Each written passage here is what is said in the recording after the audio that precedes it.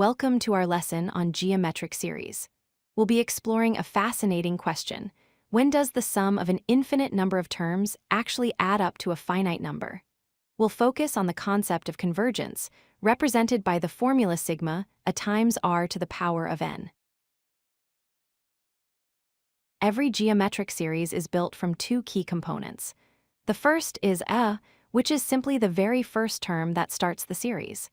The second is r, known as the common ratio. This is the constant number you multiply by to get from one term to the next. The common ratio, r, is the engine of the series. It dictates how the series grows or shrinks.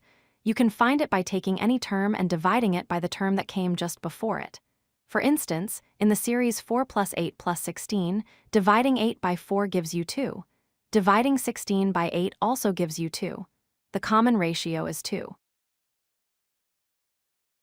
An infinite series can do one of two things.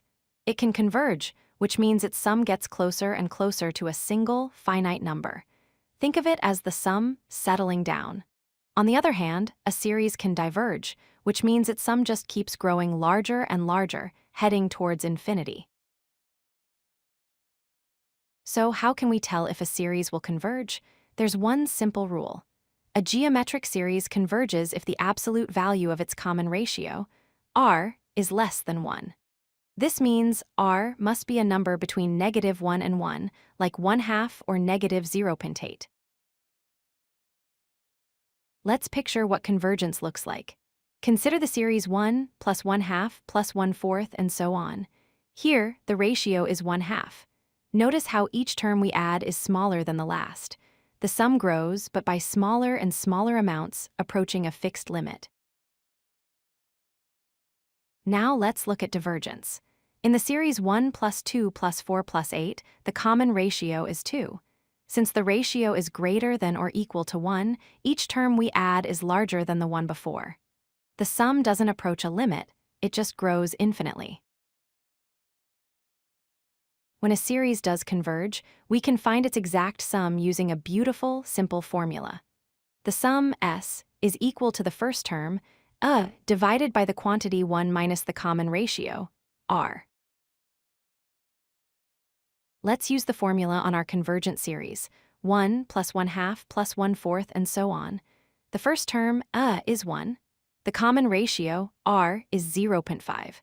Plugging this in, we get 1 divided by 1 minus 0.5. This simplifies to 1 divided by 0.5, which equals 2. The infinite sum is 2. Why does this work? When the absolute value of r is less than 1, raising it to a large power makes it shrink. As we add infinite terms, the value of r to the power of n gets so close to 0 that it becomes insignificant. This causes the more complex formula for a partial sum to simplify down to the elegant version we use for the total sum. To wrap it up, remember these key points. A geometric series is defined by its first term, and common ratio r. The series converges or adds up to a finite number only if the absolute value of r is less than 1. If it is greater than or equal to 1, the series diverges.